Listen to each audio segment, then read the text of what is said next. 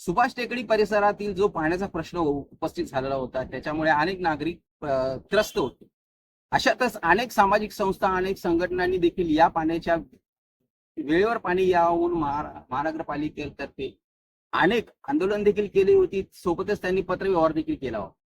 गेल्या काही दिवसापासून या आंदोलनाला म्हणा किंवा या पाण्याच्या प्रश्नाला एक वेगळं वळण लागलेले स्थानिकामध्ये जे अनेक वेगवेगळे जे गुट आहेत संघटने असो अथवा राजकीय असो, अशातच एक गटाच्या माध्यमातून काल सांगण्यात आलं की 15 दिवसाच्या आतमध्ये पाण्याची जी वेळ आहे ती वेळ कंपल्सरी करण्यात येणार आहे. 2 टर्म मध्ये पाणी देण्यात येणार आहे. दिवसाला 2 वेळा पाणी देण्यात येणार आहे.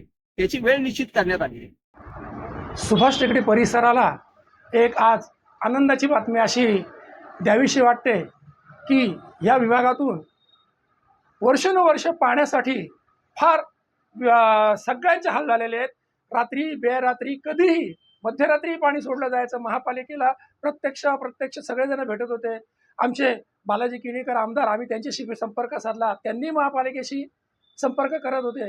आमचे संविधान बहुउद्देशीय संस्थेच्या वतीने संजय वाघमारे असतील, वंचितचे दिवाकर खळे असतील, आमचे मनसेचे प्रदीप गोडसे असतील, सतत आम्ही महापालिकेशी संपर्क साधून मिटिंग घेऊन त्यांच्याबरोबर कधी आंदोलनाची धमकी देऊन कधी प्रत्येक गोष्टीत हे करून जनतेच्या मागणीसाठी पाणी वेळेवर सोडण्यासाठी, कारण हा मध्यमवर्गीय विभाग आहे, आमची दलित वस्ती असलेला विभाग आहे. ह्या ठिकाणी नोकरी धंद्याला जाणारी लोक आहेत. त्यांना रात्री 2-3ला पाणी आल्यानंतर सकाळी पुन्हा जाण्यासाठी इतके हाल व्हायचे आमच्या माता भगिनींच्या.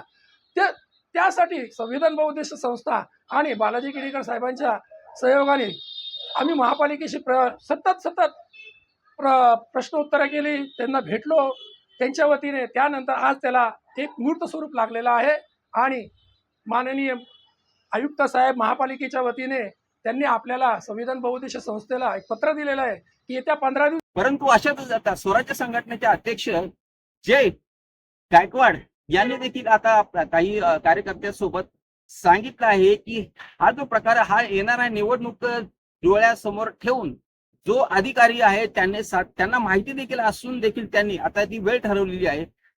महिनाभर आधी जी वेळ ठरवली होती ती वेळ आता परत सांगण्याची काही गरज नसल्यामुळे आता हा जो पाण्याचा प्रश्न आहे हा पाण्याचा प्रश्न बाजूलाच राहिले ना. आता सध्या तिथे त्या पाण्यावरून राजकारण हे समोर येत असल्यामुळे स्थानिकांमध्ये वेगवेगळ्या प्रकारच्या प्रतिक्रिया बाहेर येत आहेत.